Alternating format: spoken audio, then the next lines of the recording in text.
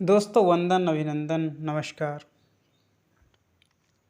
प्रथा की कथा में स्वागत है। दोस्तों, ताली का क्या महत्व होता है? ताली का महत्व होता है कि यदि आपने सही जगह ताली बजाई तो आपकी ज़िंदगी संवर जाती है, लेकिन यदि आपने गलत जगह ताली बजाई तो आपकी ज़िंदगी बच जाती है। याद रखना दोस्तों, आगे से कभी भी जीवन में जब भी कहीं ताली बजाना पड़े, चाहे वो सत्संग हो, चाहे वो घर हो, चाहे परिवार हो, चाहे नेताओं के भाषण हों, चाहे गुरु कृपा हो, चाहे कुछ भी हो, यदि आप उसका परिणाम जानते हैं या आपको उसके विषय में आगे पीछे के बारे में ज्ञान है और आपको समझ में आए तभी ताली बजाना, वरना यदि आपने गलती से भी गलत ताली बजा दी, एक दूसरे को देख करके ताली बजा दी या सिर्फ ये सोचकर बजा दी कि सब बजा रहे हैं तो हम भी बजा दें, तो याद रखना उस ताली की आवाज़ तो आपको वहाँ पर सुनाई देगी, लेकिन जब आपकी बजेगी तब सिर्फ आपको ही सुनाई देगा, क्योंकि फिर वहाँ पर कोई नहीं सुनेगा। क्योंकि ताली तो दुर्योधन की सभा में भी जब दुर्योधन ने द्रुत कीड़ा जीता था तब भी तालियां बजी थीं, लेकिन परिणाम क्या हुआ? परिणाम ये हुआ कि सभी के सभी समाप्त हो गए। इसका कारण ये था कि उन्होंने दूत क्रीड़ा छल से जीता था। तालियां तो रजत शर्मा के प्रोग्राम में भी जब रामदेव बाबा ने 35 रुपये लीटर पेट्रोल दिलाने वाले को वोट दोगे कि नहीं पूछा था, तालियां तब भी बजी थी। परिणाम क्या हुआ?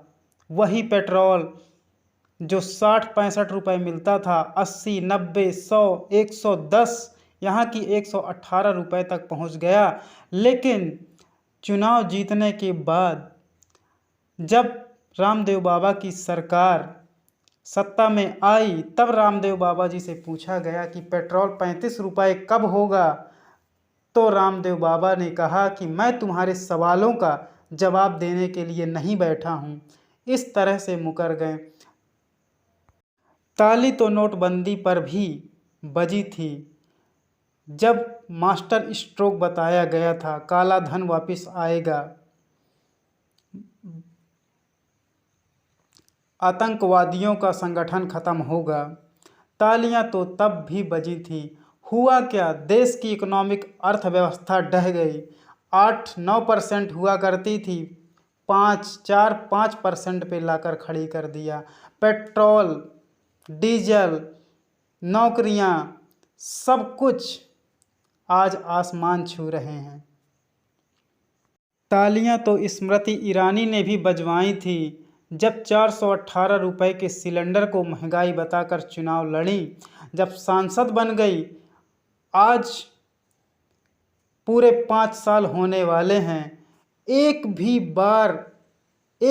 प्रेस कॉन्फ्रेंस में सिलेंडर का नाम तक नहीं लिया, जबकि सिलेंडर 500, 418 से 500, 700, 800, 1100 पे चल रहा है, लेकिन एक शब्द भी नहीं बोला।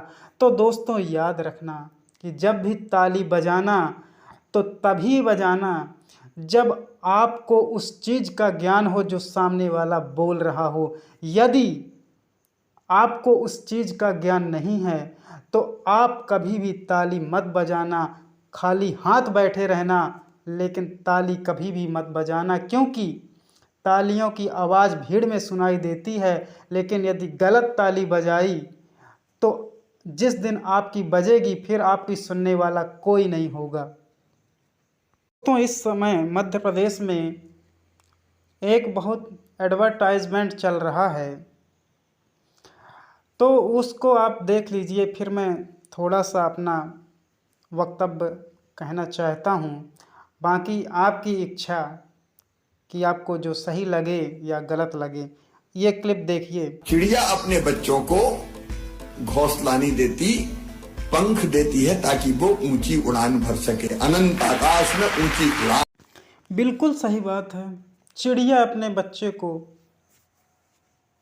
घोंसला नहीं देती है, पंख देती है। लेकिन दोस्तों, मैं ये कहना चाहता हूँ कि ये जब मैं 5वीं से 6वीं क्लास में पढ़ता था, ये तो मुझे तभी पता था। बस मेरा सवाल यहाँ पर ये है कि मध्य प्रदेश में जहाँ तक मुझे पता है 20 साल से श्री माननीय शिवराज सिंह चौहान जी की सरकार है। उनको इन 20 सालों में ये जो एडवर्टाइजमेंट आया है, चुनाव के ही वक्त आया है, उसके पहले उन 20 सालों में क्यों नहीं आया? बस मेरे ये नहीं समझ में आया।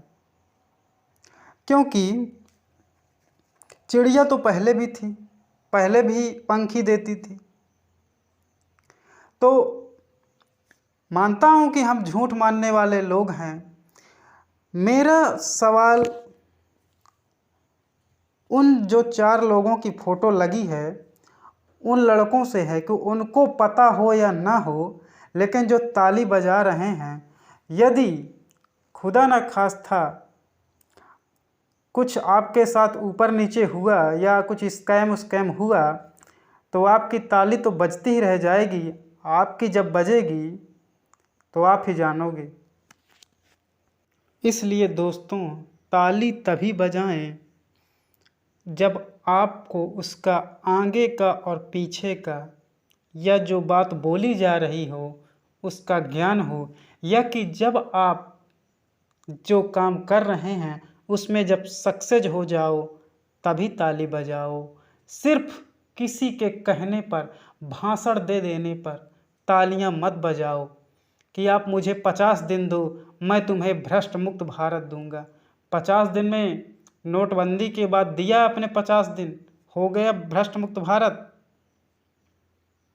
दोस्तों, ये तो आप ही जानो कि हुआ कि नहीं, क्योंकि हम तो झूठ मानने वाले लोग हैं। हम तो वैसे भी सच्चाई से दूर रहते हैं।